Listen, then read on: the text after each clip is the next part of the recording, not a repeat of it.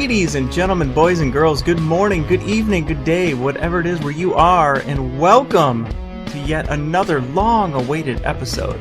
I am your host, Dave, and I have a fantastic, I was going to say we. There's no we here, it's just me, and I have a fantastic show on tap today.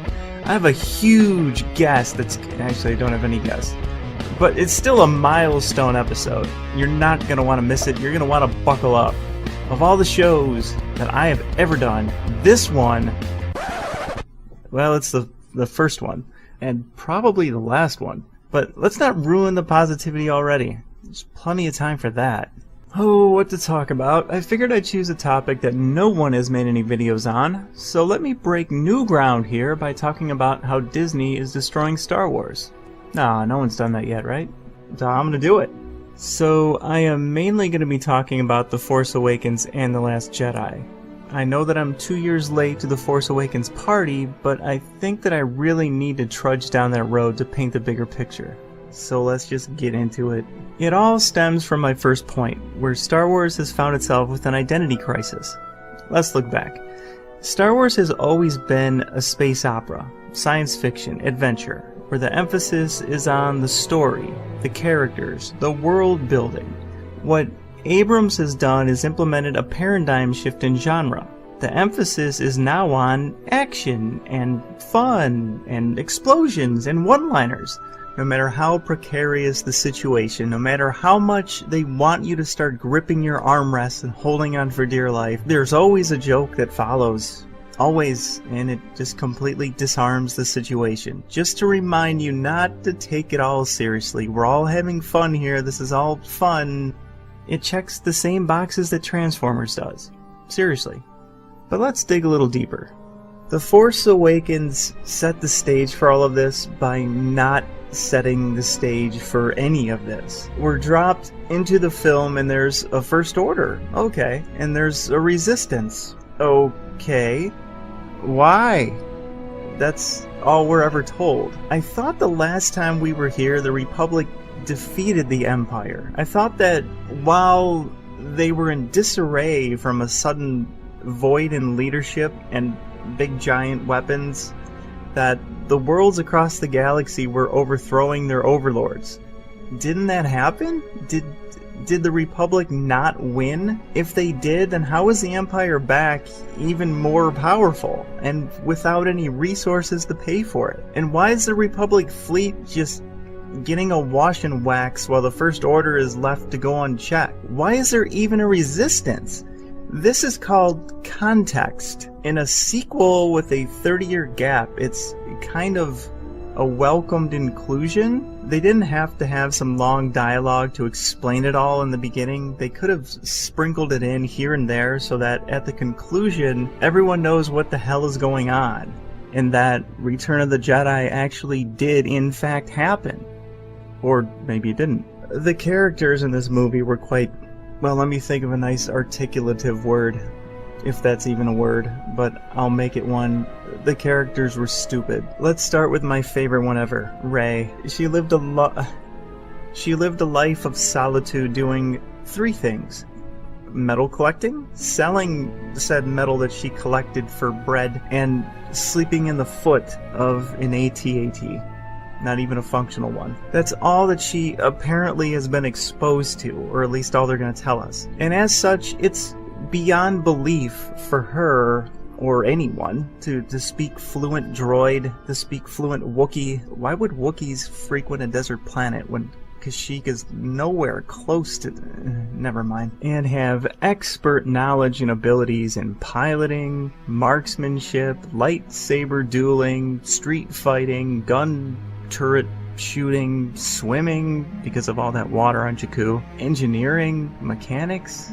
Okay, those last two might be plausible since it's been shown that she's been exposed to it, but the rest, she's only awesome at everything else because the plot needs her to be. That is called, one word, lazy writing. How about Mr. Finn?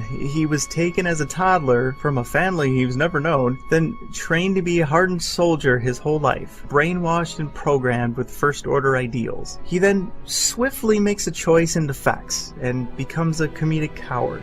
Two things. That's not how hardened soldiers work, and that's also not how brainwashing works. Research! Considering his background, I'd expect more Django Fett, less Jar Jar Binks. Unless he's absolutely slaying at First Order comedy nights. I'm in charge. I'm in charge now. I'm in charge. Oh, this guy kills it every week. Whoever he is, since we all wear the same uniforms with no names or numbers on them. The one from the village.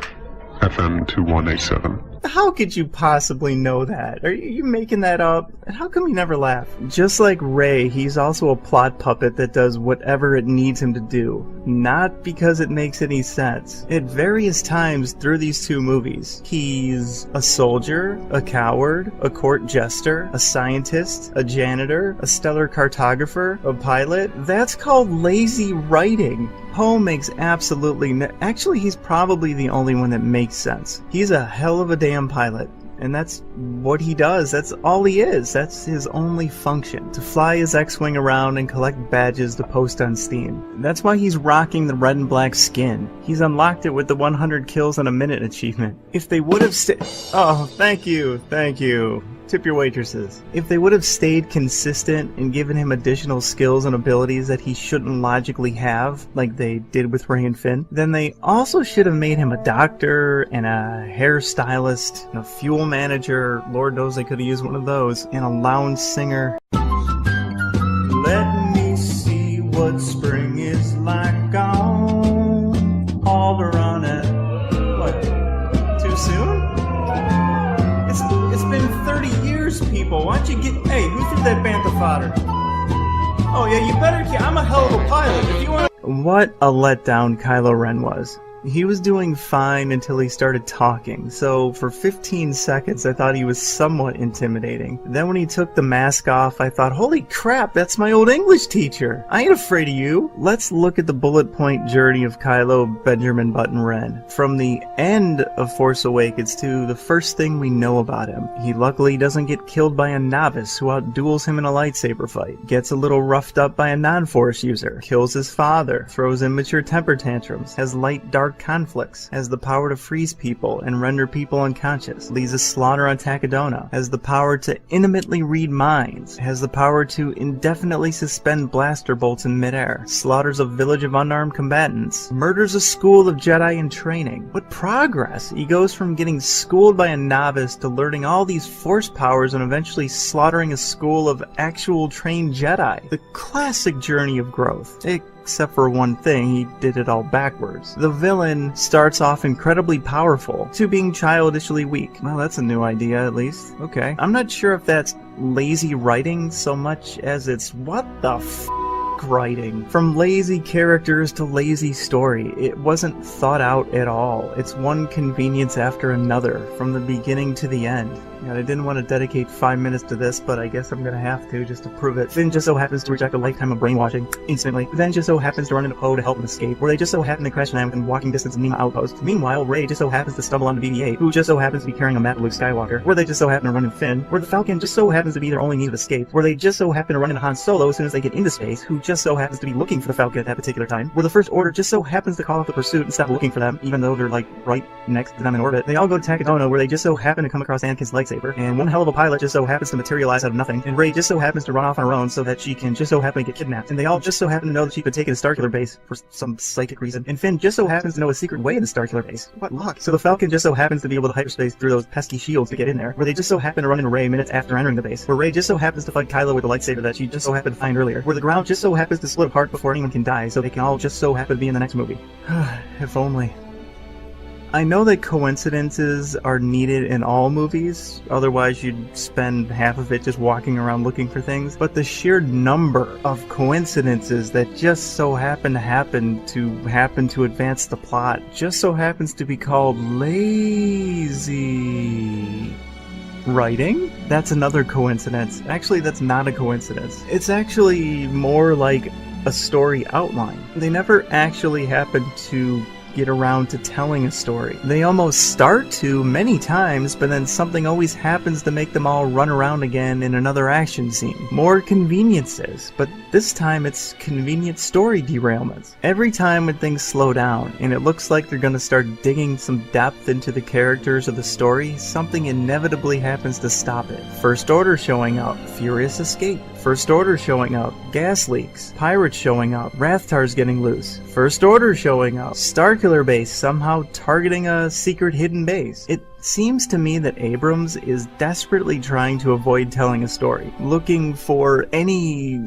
convenience to get out of it. At least he's consistent there. Now think about it. Every time things slow down where people start talking, the way you kind of build a story, something always happens to make them stop talking. It's almost on cue. And that tells me that he just didn't have a story to begin with. So instead, they just hop from action scene to action scene until the end. That's why it all feels so contrived, where nothing that's happening is convincing. That's why Finn running after Kylo's ship yelling, "Rey! Rey!" It's not believable. He's known her for 20 minutes and they barely even spoke to each other. It's why Finn and Poe jumping up and down in a spiraling hug isn't believable. They've known each other for 5 minutes. They aren't friends. That's why Rey being devastated by Han's death isn't believable. She's known him for a day, didn't really talk much to him. That's why Rey and Leia making a beeline for each other for a warm embrace isn't believable. They were complete strangers. Try that at your local Walmart tomorrow and see how much time you're gonna have to spend in jail. There's no development anywhere in this movie to make anything believable. It's like reading a book, but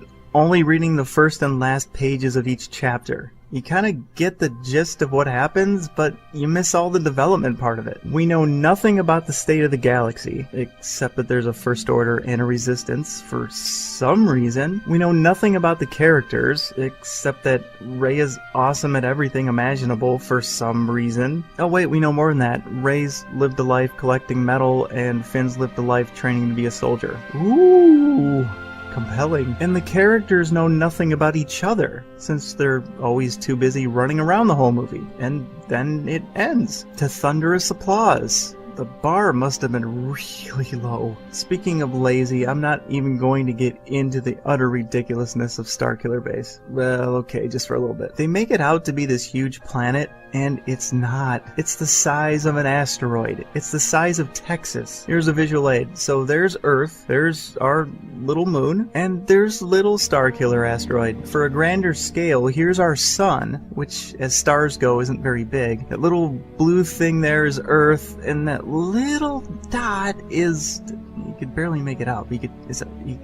That's Starkiller asteroid. And they're trying to make us believe that that little pixel can suck all the matter off of a sun. What cartoon am I watching? Oh, wait, it can. I see the picture now, it can. So the Starkiller asteroid is further away from the camera than this sun is. So factoring in perspective, yeah, that would make that sun roughly the size of Earth. Does Abrams have any idea how big stars are? They're not the size of Earth. So it blows up 5 planets that, conveniently, happen to be all in the same place. That's not how planetary orbits work. And people can watch it happen halfway across the galaxy in real time. That's not how the speed of light works. And not only watch it, but they can hear it. They hear it happen. Even if sound could travel in the vacuum of space, that's not how the speed of sound works. Much slower than light. Everything related to Starkiller asteroid has declared war on grade school level intelligence. And that's probably where the idea for this thing of brilliance came from.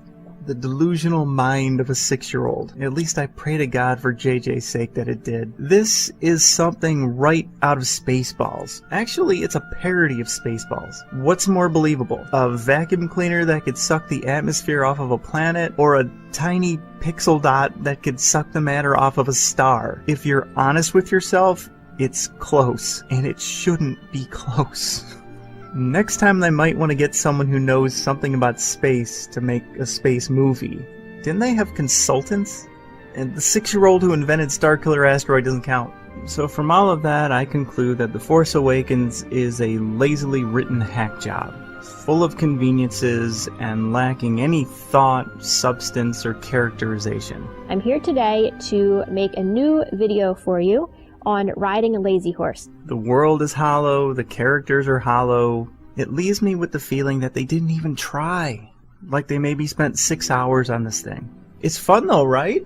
One of the biggest criticisms was that it was a ripoff of A New Hope. Abrams conceded the point by saying that the Star Wars fans needed to be reminded what Star Wars is. That's why he ripped off A New Hope's plot. Seriously. The fan base that kept the franchise alive during the long voids between movies needed to be reminded what Star Wars is? Are you kidding me? Double J, you can't actually believe the words coming out of your mouth. Oh, we're fully aware of what Star Wars is. Although after watching your movie, I'm not sure that you are. Again, sorry for retreading down old roads, but now that that's out of the way, let's take a look at Last Jedi. I've got a bad feeling about this. Hey, someone had to say it.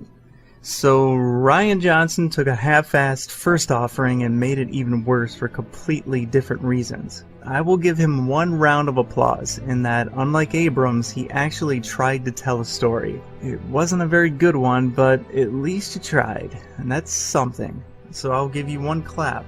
Trust me, I did. This one begins right when the last one ends, and this came as a shock to me. The First Order reigns.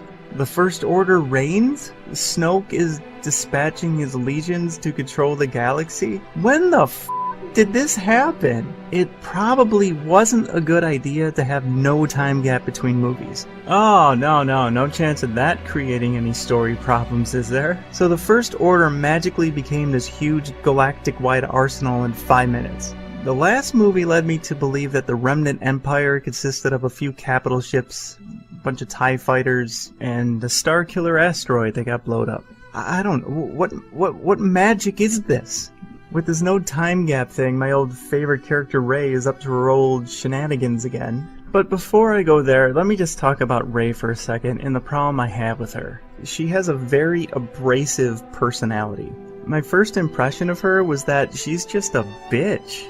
She's mean to BB-8 for no reason. She's attacks Finn for no reason. She's yelling at him to let go of her hand, and he's just trying to help. Then when they both get blasted on the ground, he's just asking her if she's okay, and she's like, yeah. So she just comes off as being unlikable from the beginning, and that just stays with her the whole time. And besides that, she's too good at everything to root for. She's like the New England Patriots, or the New York Yankees, or the Golden State Warriors, or Real Madrid. Because nobody likes the dominant person, or the dominant team. The only people that like them are the fans of them to begin with, or the front runners. Success breeds contempt. That's why everyone loves the underdog. So that's my problem with Rey. Her personality makes her unlikable, and she wins all the time. She's Cristiano Ronaldo, but without the training. Anyway, back to what I was saying. Let's do the rundown here of her highlight reel. Okay, so we know she lives in a metal foot. Okay, I got it. She picks up a lightsaber for the first time and defeats a Dark Jedi who was trained for many years under 2 masters, and she leaves him on his back at her mercy. She outduels Jedi Master Luke Skywalker, leaving even him on his back at her mercy. She takes on several elite Praetorian guards at once, killing all 5 who would dare oppose her awesomeness. And she received nary a scratch. Of course, to her it probably felt like a mild inconvenience. And she also had to save Kylo, since his saber skills are clearly inferior. More on the Praetorians in a minute. She levitates a wealth of boulders with expert control and doesn't even break a sweat. In fact, she's looking at all of her friends, like smiling and playing eye tag, not really even paying attention to what she's doing. As if she's too awesome to even acknowledge to herself how awesome she is. That is next level arrogance. All of that happened within the single span of a week. 7 days. She does all that. With 0 lightsaber or force training.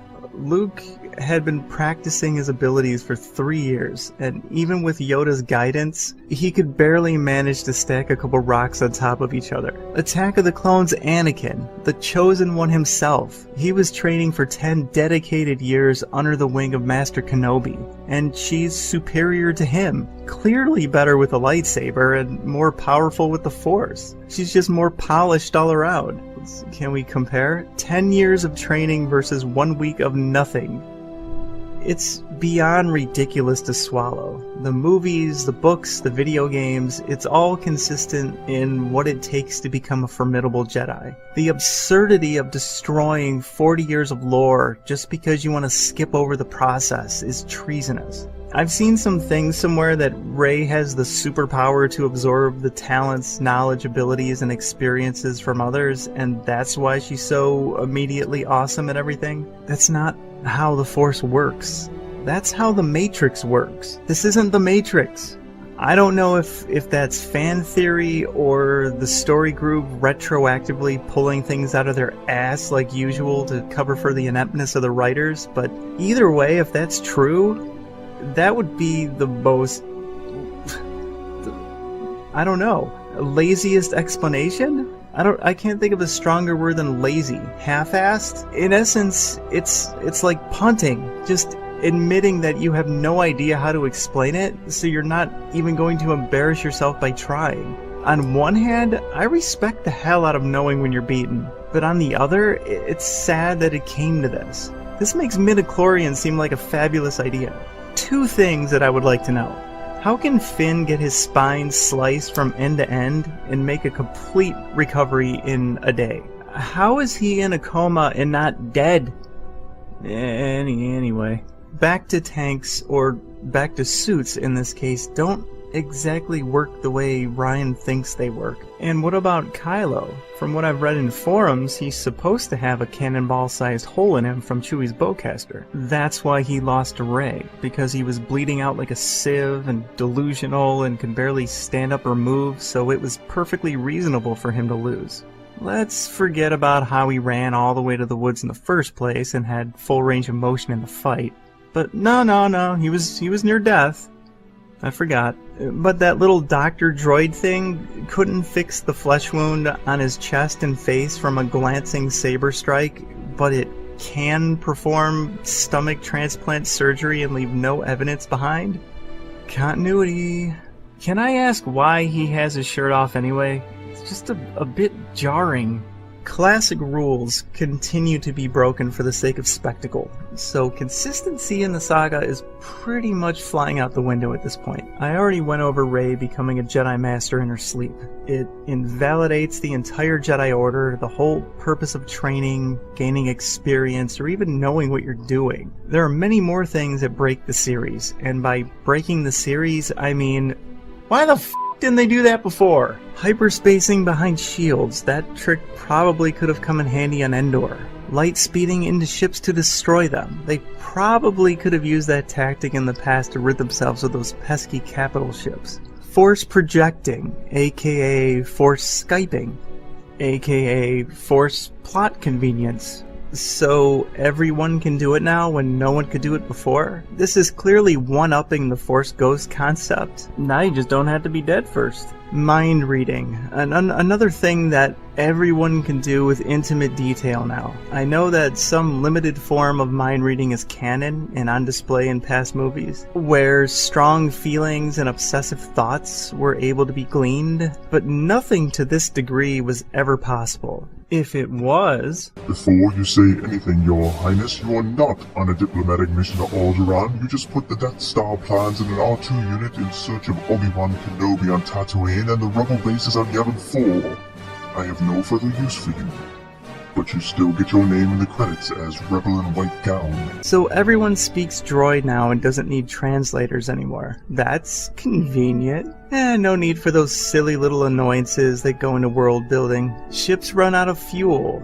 That's new. Phasma's armor is immune to blaster fire? Okay, so maybe they didn't know about this material in the past, but going forward, it should be the top priority to find, mine, and use on every trooper's armor set and every ship in the fleet, since it would make you unbeatable. But that would make too much tactical sense, so I'm sure we'll never see that again. Force Ghosts can interact with the physical world now. That doesn't open up a whole lot of problems. So when Luke faced Vader, why couldn't Obi-Wan interfere? Hey Obi-Wan, you can't or you won't? Hey, thanks for nothing. Appreciate it.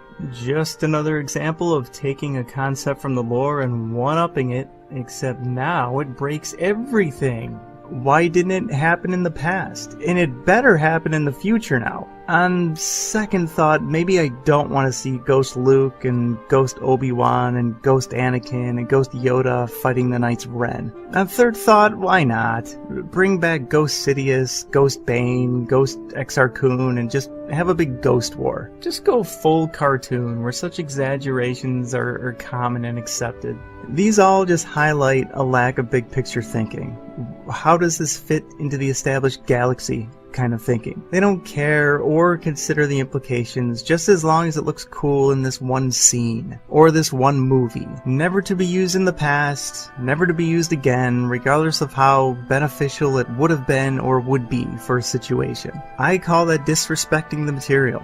Clearly, I am no fan of The Force Awakens, but Rian Johnson should have continued walking down the path that Abrams started down. At least for the sake of cohesiveness. For the sake of the sequel trilogy not ending up incoherent. But because the course of action was not to necessarily follow what came before, several things are now muddled. C-3PO's red arm.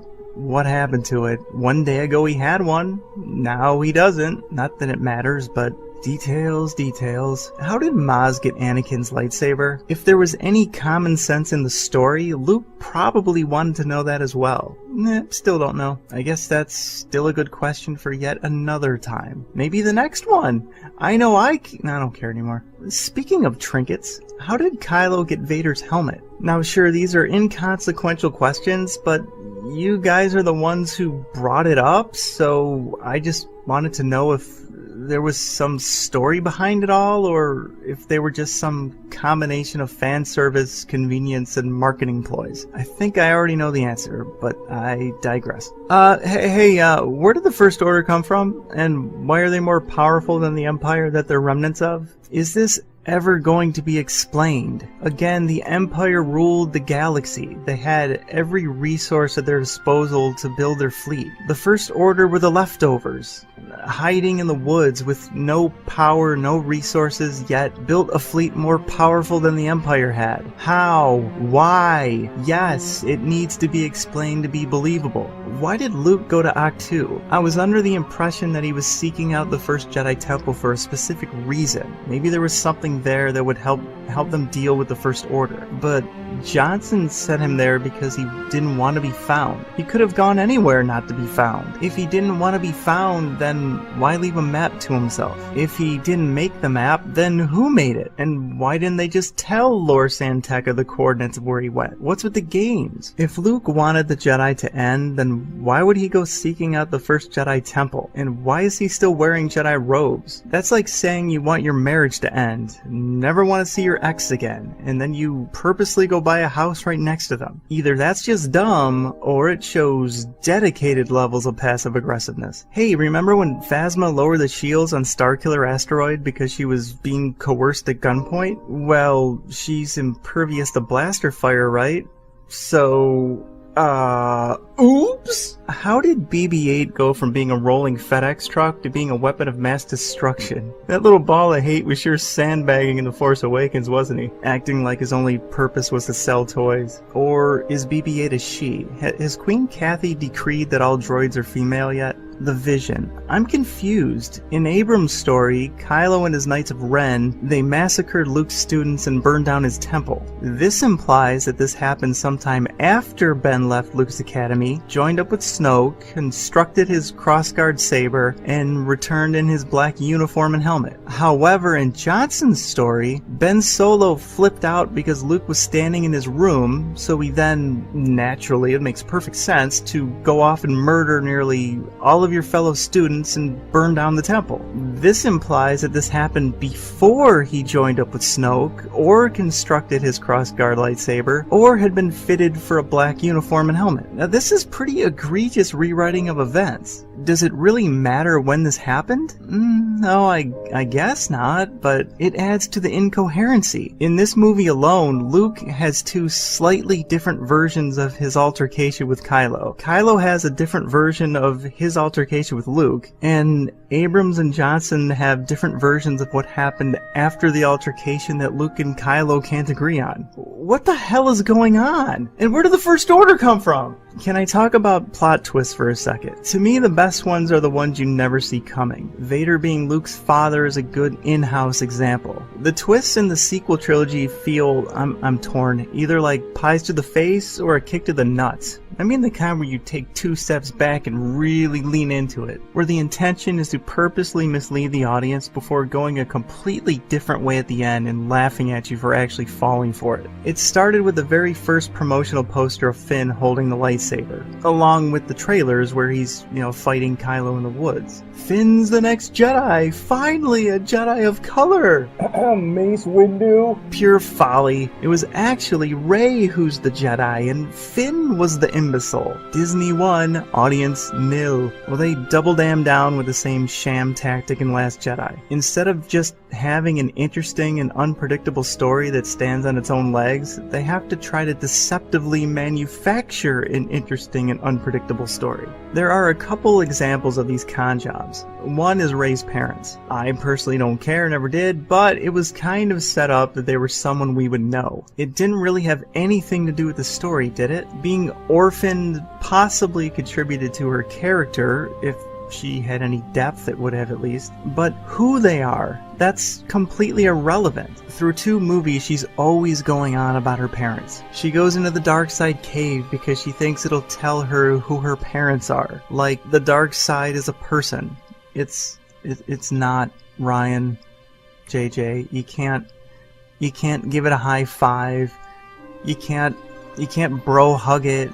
You can't get your friend to kneel behind it and then push it over him and then both laugh at him. It's not a sentient being. But there was the big musical build-up and the zooming in on the magic mirror as the fog was starting to fade. We're going to know who Rey's parents are, finally. It's like a big game to Disney. Let's start the Family Feud!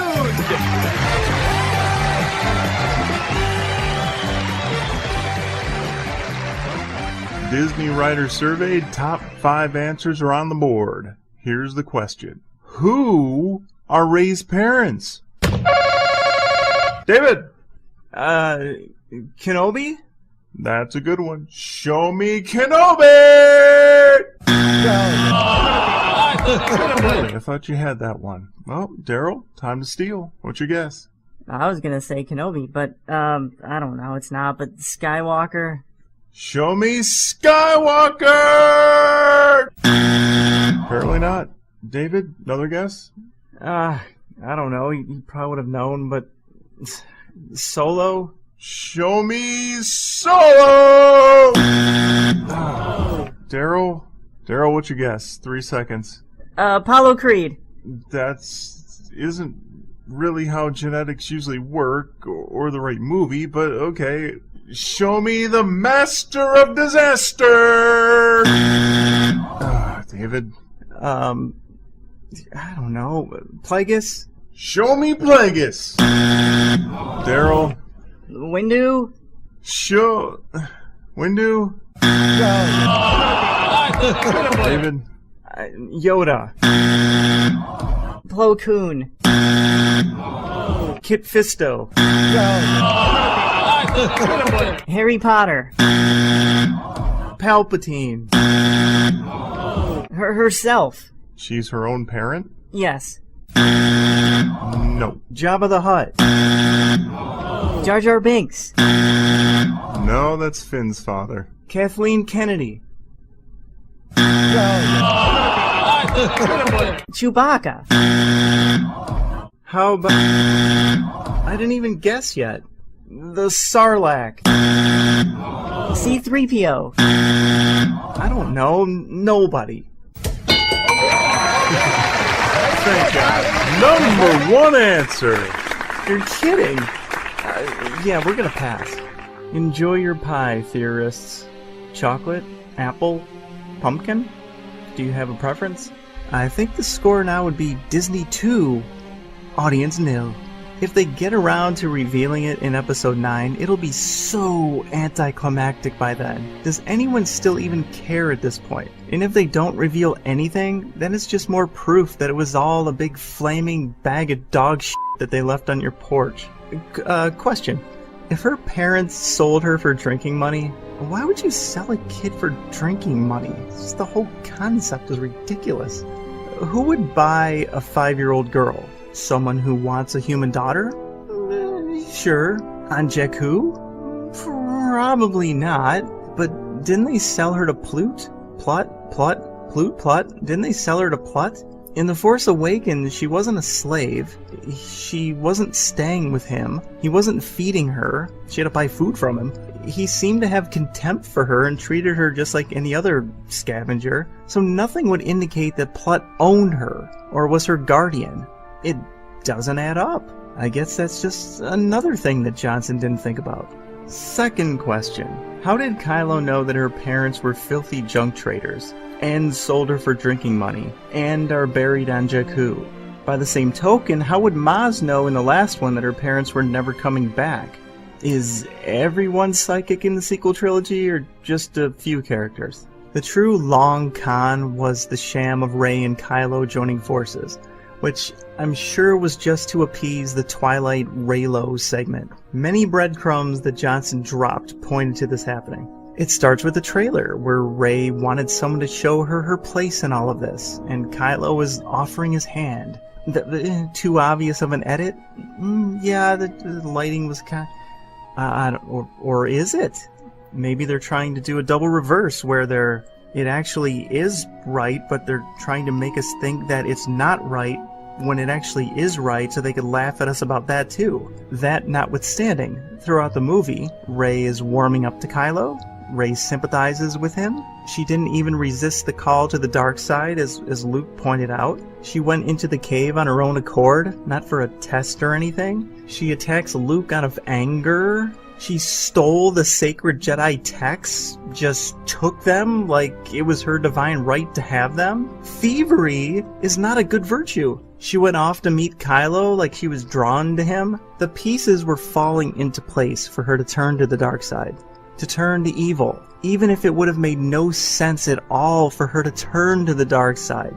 Typically, people go that route because they crave power. Rey does not. She's shown no ambition her entire life for anything, let alone power. She actually has shown that she's quite content with the bare necessities, so it would make no sense for her to turn. Oh, wait a minute, maybe it's Kylo that's going to turn to the light side and join her. She saw his future, and in it, he turns back to the light. He said that he didn't hate his father, didn't hate his family. He couldn't kill his mother. The conflict clearly still burned inside him. He killed his master. Hey, just like Vader did in Return of the Jedi, and that was when he turned back to the light. So maybe Kylo is following in his grandfather's footsteps. They set this up from the trailer, and they kept laying the clues the entire movie. Who will join whom? Whose theory will be right? And in the end, the twist, that old Disney twist, was that there was no twist. Nothing changes. He's still bad. She's still good. They part ways. And the audience fell for it yet again. Disney 3. Audience nil. Another is Luke fighting Kylo at the end. Of course Luke is actually on Crate. They made a point of showing his X-Wing in the water on Ahch-To. He's got a ship. That's naturally how we got there. He touches Leia on Crate. He hands her a set of dice. Of course he's there. Drama! Oh wait, no he's not. They got us again. Disney 4. Audience, the more I think about it, the more I'm starting to believe that the whole Force Skyping concept was just an elaborate setup for the Luke gag at the end. If not for those Kylo-Rey sessions, we'd be very confused about what Luke did. I call it conning the audience, but they call it subverting expectations, and they're very proud of it. Yep, they just keep subverting the very expectations that they meticulously crafted. Brilliant creativity. Speaking of a lack of originality, are they just going to rip everything off? They stole A New Hope's plot, which Abrams admitted to. They stole the giant weapon concept from Spaceballs. They stole the Cassiopeia constellation from our own Milky Way. They stole Rome's elite guards, right down to the name Praetorian Guard, their function, and their color scheme. Alright, so these were the Praetorian Guards that protected the Emperor. And these are the Praetorian Guards that protected the Emperor. Very original. I mean, they couldn't have called them something else? Oh wait, they were the elite Praetorian Guard. That changes everything. I take it all back. They stole chunks from Empire Strikes Back and Return of the Jedi, except for Hoth. That's not Hoth. That's not snow. It's not. It's salt. In case you didn't hear Sergeant Salty Sharp speaking directly to the audience on that one. And yes, that's the character's name. The fact that this line is even in the movie should go as an admission of guilt. Who gives a f*** if it's salt or sugar or cocaine? It's totally irrelevant. You probably don't want salt around machinery anyway, since it accelerates corrosion. What a horrible place for a base. Who's the more... I digress. They just wanted everyone to know that they aren't ripping off Empire Strikes Back. Sure, there's AT-ATs lined up in a trench in front of the base entrance manned by rebel fighters, but it's not snow, it's completely different. We're being original. If you say so. Salt. And you do. And they also ripped off promotional designs from Sony Music. I guess I expected more. Laziness apparently breeds laziness, I guess. The sequel trilogy also has no direction. The remnant First Order appeared to be reeling, however, one day later, we see that they have some mega-class Star Destroyer, a bunch of capital ships, a gaggle of walkers bigger than AT-ATs this time, and some giant ground-based laser cannon thing that could blow a hole into giant doors. Well, necessity is the mother of invention after all, so maybe the galaxy is teeming with giant doors. Who am I to say it's not? It's like they're just pulling this stuff out of thin air. It's my opinion that they had absolutely no idea where this trilogy was going from the beginning. No clue. That's why Abrams left things as ambiguous as possible. It's why the characters are so thin, why little about them is ever delved into, it's why the state of the galaxy is never explained, why the size, strength, and the reach of the First Order is never shown or even mentioned, why the origin, the size, or even the very existence of the Resistance was a mystery, is a mystery, still is a mystery. Why is there even a Resistance? So mysterious. And who are their allies? Well, I guess we'll find that out. But it still leaves a world of options for a story that's being made up as they go. Just my opinion.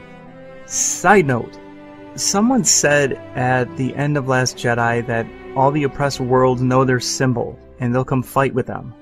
Question?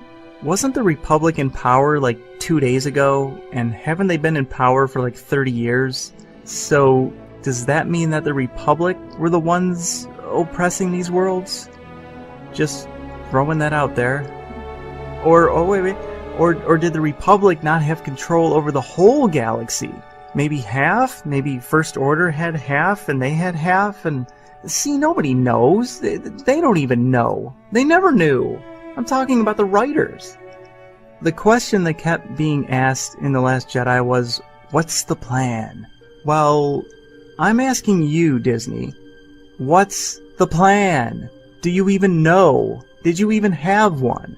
Going into a Star Wars trilogy, not some little indie movie trilogy, mind you, but an iconic movie trilogy, it's unconscionable to not have a mapped out plan for it. That's called incompetence, maybe even irresponsible.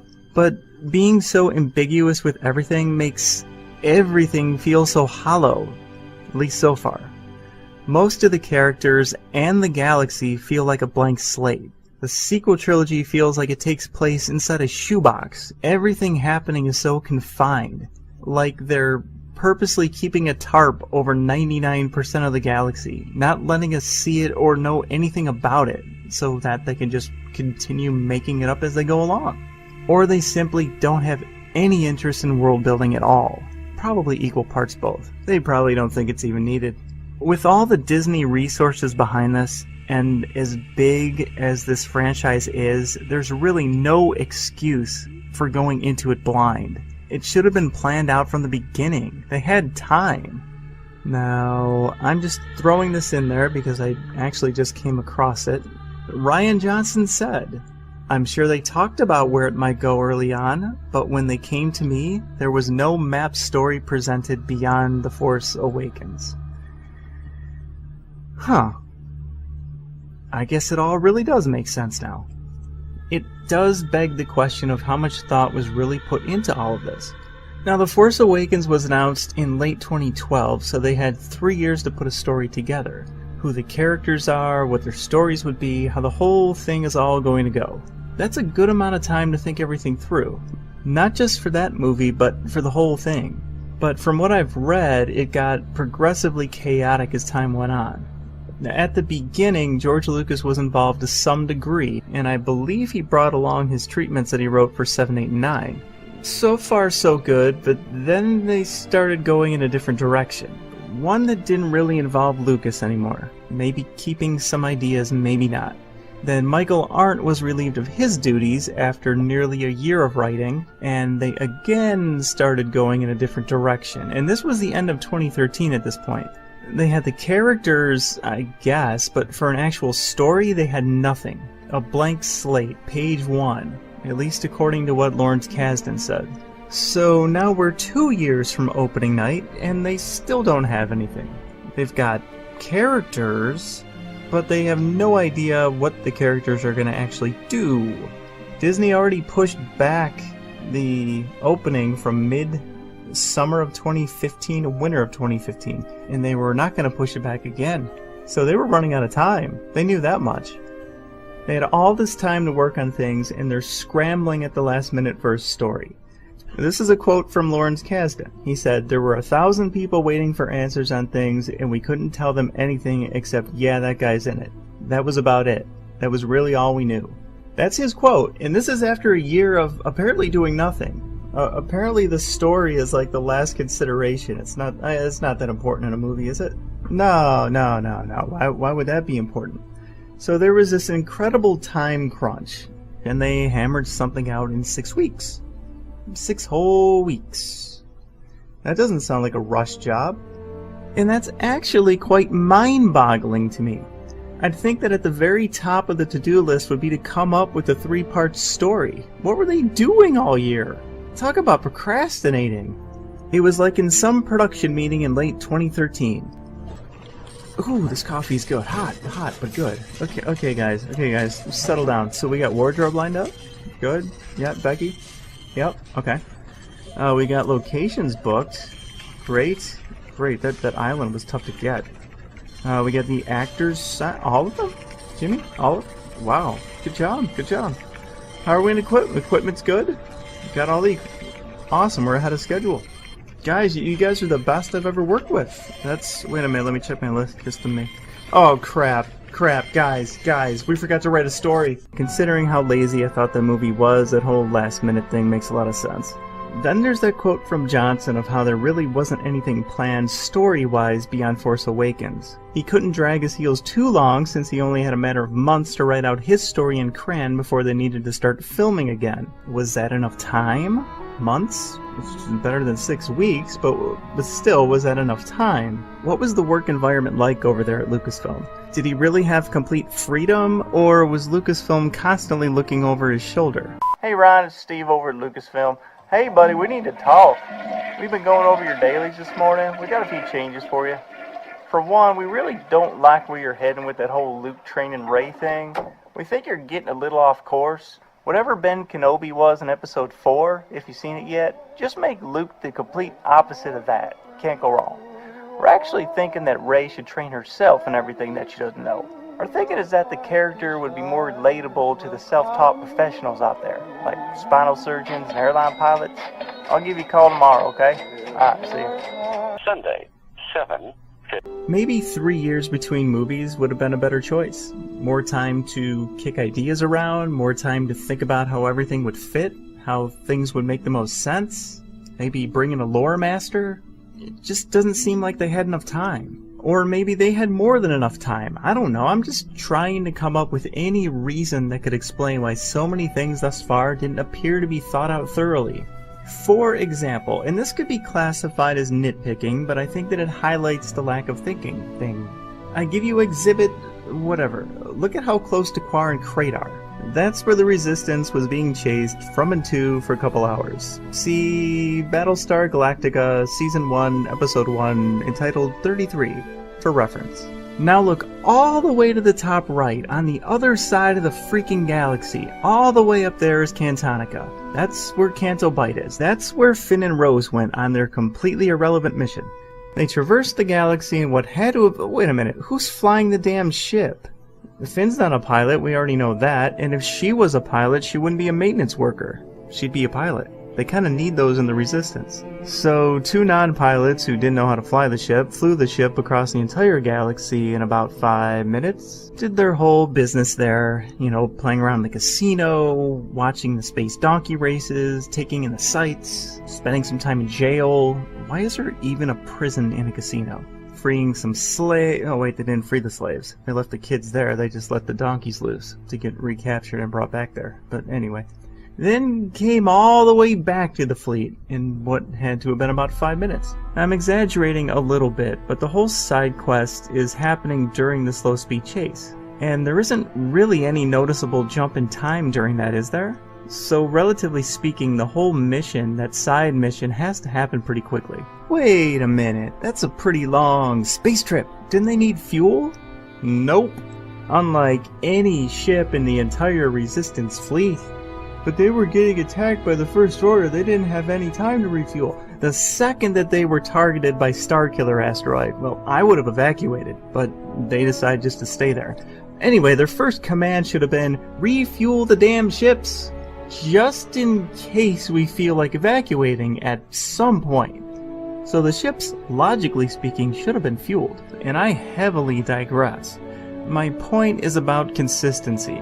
If they can quickly go all that way and back, then the Resistance should have been able to hyperspace to Crate in about 15 seconds. They're essentially right next to each other. It's a contradiction in rules, and it's not the only one. They established that fuel is consumable and needs to be accounted for.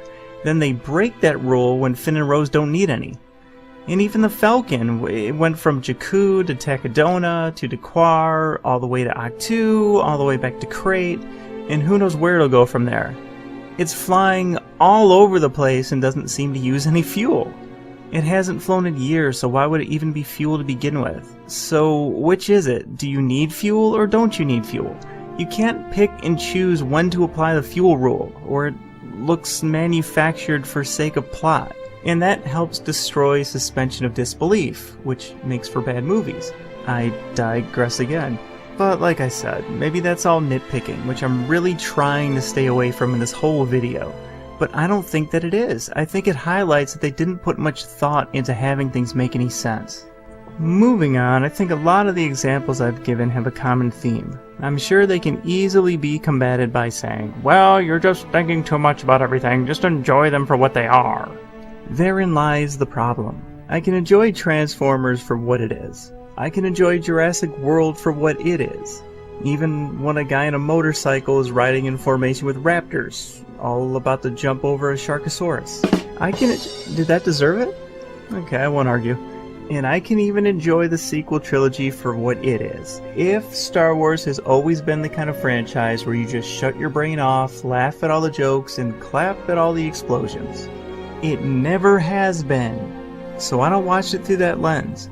I watch it through the lens that I've always watched Star Wars movies through. And through that lens, I'm looking for a space opera. For a story. For some substance to the characters. Some depth. For things to make logical sense and fit into the lore. Action is great. I encourage it. I think it needs it. Except when it's Rey getting behind the wheel of the Falcon for the first time and out dogfighting several trained TIE fighter pilots. That would be stupid. That doesn't make sense. So I have a problem with that. When those kinds of things keep adding up throughout the movies, it's death by 1,000 paper cuts, which makes them bad movies. Well, you're just opposed to change. Nah, that's not it. I'm not opposed to change. I'm just saying stick to the damn Star Wars formula. That formula has been good enough to keep people wanting more and more material to consume for 40 years. Can't be all bad. That formula builds legions of die-hard fans. Disney's formula builds legions of fans for a month before they forget all about it and move on to the next summer action movie. I just base that on people I talk to, non-Star Wars fans who love the movies but can't even tell me any of the characters' names now. So who's behind this change in vision of what Star Wars should be now? I guess that would be the head of Lucasfilm, Queen Kathy Kennedy. The one who's rumored to have a penchant for being a control freak. These directors aren't firing themselves over creative differences. What's her kill count up to now? Well, let's see. Michael Arndt was let go from writing Force Awakens after he was on the job for many months. Gareth Edwards, he was forced to bring in Tony Gilroy to do a bunch of extensive reshoots for Rogue One. Phil Lord, Chris Miller, they were fired from the Solo movie. Colin Trevorrow was fired from writing and directing Episode 9. Josh Trank, he was pushed out of an alleged Boba Fett movie that was in development for a year, allegedly. So what does that come up to? One screenwriter, 4 directors, and a 5th that was encouraged to bring in another director to redo a lot of his movie. What do I know, but that seems a bit excessive, considering that there's only 3 movies on screen right now. It appears that Queen Kathy has a my way or the highway attitude.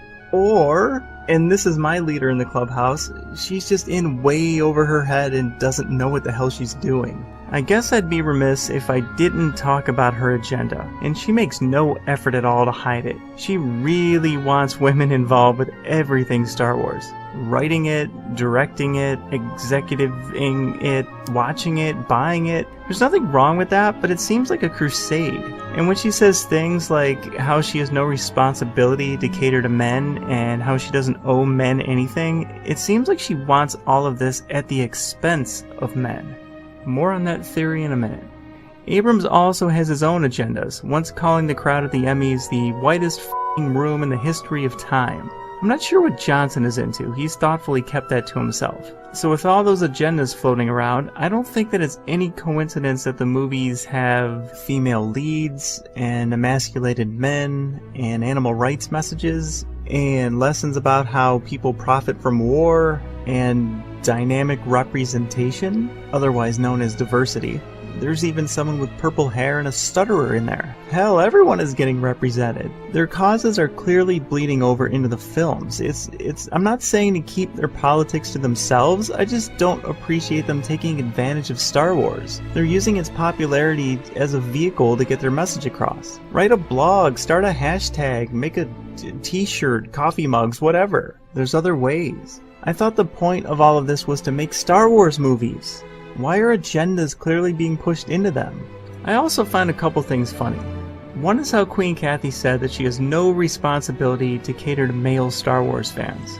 That kind of happens to be the majority of the fan base. From what I've read, 70% are male, if that's accurate.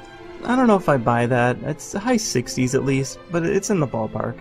This is the purpose of demographics, identifying your core customers and then catering to them. That's how business works. For example, if you're the manager of a sports bar and the demographics show that 70% of the sports fans in your community are football fans, you're going to have almost all of your TVs tuned to football games. That's understanding your customers and catering to them.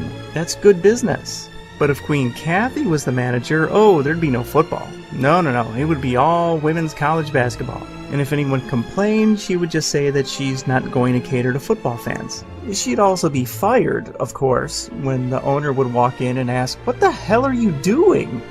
The other thing that I find funny is why she thinks that girls aren't into Star Wars. She's said how there's an assumption that girls don't like Star Wars because they can't identify with Luke Skywalker or the other male leads. That's very interesting. I have a question. If you assume all that, then wouldn't you also assume that men, 70% of your audience, won't like Star Wars because they can't identify with the female leads? I mean, if you assume one, it's only logical to assume the other, correct? Maybe that's what she wants. I don't know. I just prefer to use Occam's razor. How about, generally speaking, women just don't like Star Wars? How about that? Nice and simple, and probably true. Look, the only hope of Star Wars being Star Wars again, and to stop it from being destroyed, is for someone else to take control of Lucasfilm. Someone who has a fundamental understanding of what Star Wars is, and how Star Wars works. That's not Kennedy, that's not Abrams, it's not Johnson. Someone who doesn't look at the popularity of the franchise and see it as an opportunity for agendas. Someone whose primary focus is to expand on George Lucas's vision in the space opera style that he delivered it. Someone who respects the lore and wants to add to it, not replace it. Someone who wants to put the emphasis back on storytelling and all the goodness that comes with that. And of course, for Disney to get the hell out of the way and let them do it. So that's all but a glimpse of why I believe Disney is destroying Star Wars. And I think it's important to separate things into two parts here. One part is financial and the other is artistic. It would be really stupid of me to say that the franchise is being destroyed while it's making $1 billion at the box office. I'm not that dumb. I'm talking about the artistic side. So when I say they're destroying it, I mean they're destroying it foundationally and terraforming it into something it's not. There's a lot more that I could have gotten into, but time and a place. In the end, naturally, this is all just my opinion based on what I believe to be facts. Now true, I could have some facts wrong, or my logic could be misguided, or maybe I'm not understanding some things from the films. In short, I could sound like an idiot. I also haven't read every book or watched every video or interview, so there could be some things that they conveniently made up afterwards to backfill the gaping holes or leaps in logic. Speaking of which, I've seen that Ryan's been making the media rounds, practically explaining every second of his film, for us dullards who couldn't get what he was getting at. Abrams did a little of the same with the last one, but what does that say about your films when you have to put so much time into explaining them? That's just as bad as having to explain a joke to someone. Oh, everyone blames me for everything. It's been a rough cycle. Everybody likes going to the zoo, right? I was at the zoo the other day, and I asked someone where the hippocampus is, and they said they couldn't remember.